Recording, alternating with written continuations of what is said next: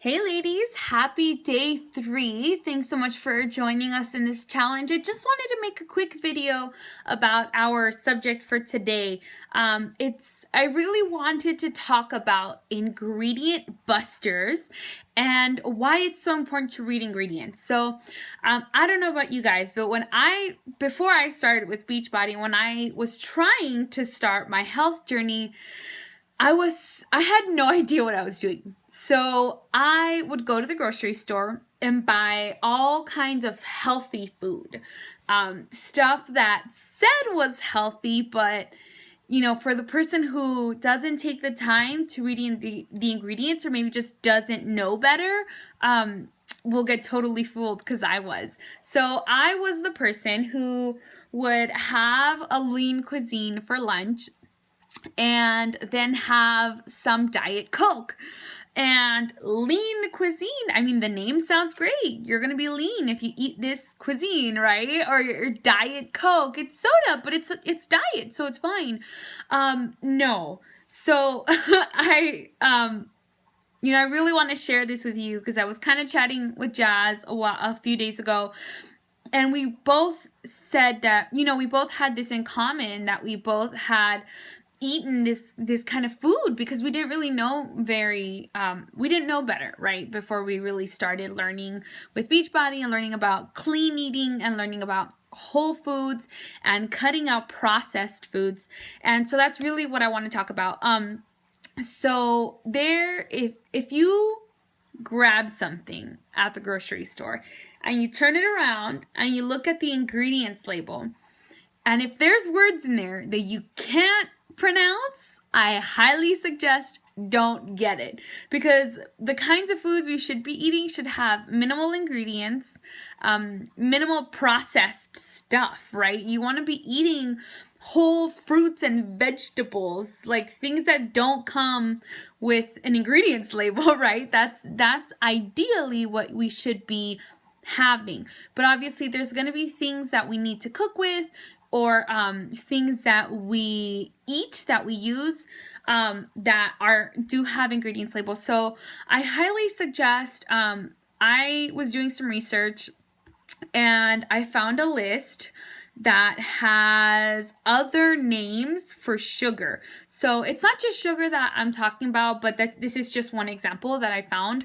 But I'm talking about things that say low fat, or things that say no sugar, or things like that. I mean, you just really want to be really careful. It sounds great and it sounds healthy, but you want to be responsible for what goes in your body, so you want to take the time to look at the ingredients list. So this list of things, it's like it says 41 names for sugar on food labels. So the crazy thing is that sometimes things will say no sugar, or sugarless, or whatever, right? Or unsweetened, but it all has, all of these names I'm about to say are sugar. They're just another name.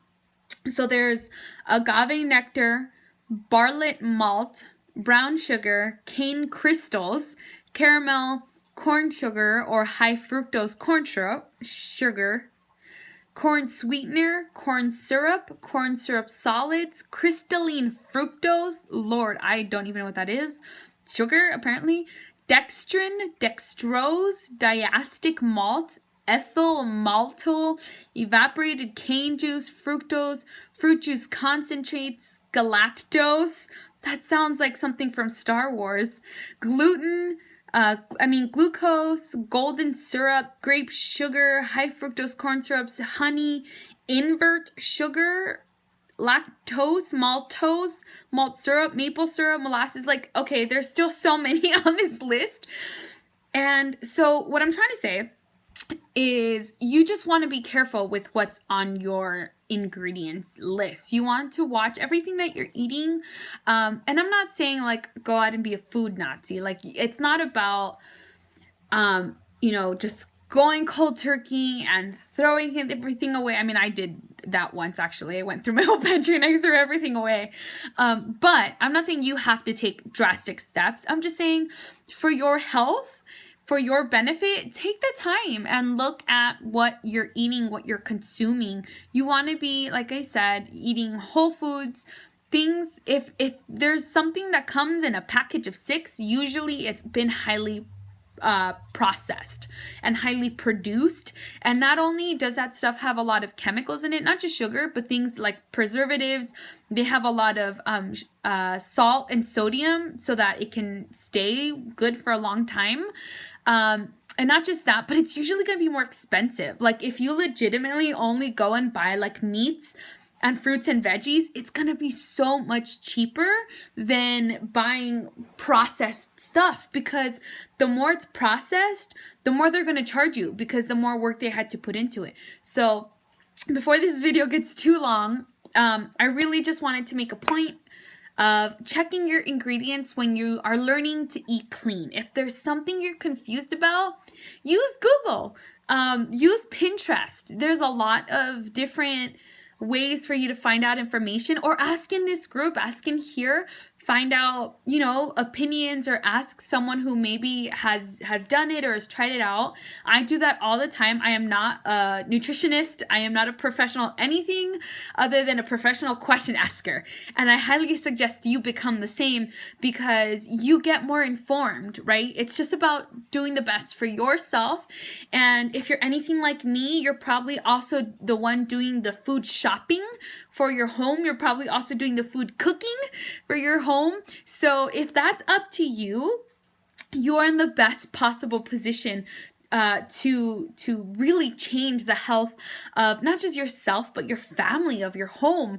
And me, I cook for myself, my boyfriend, and his dad. So I have 2 grown men who are hungry and love to eat. And I make sure to check all of the ingredients, and I make sure to see everything that's going into our food. So I hope you have a wonderful day. Thank you so much for watching this. If you have any questions about ingredients or labels or anything, please feel free to comment below, and we are definitely here to help you. Hope you have a wonderful day. Thanks so much for watching. See you guys tomorrow. Bye.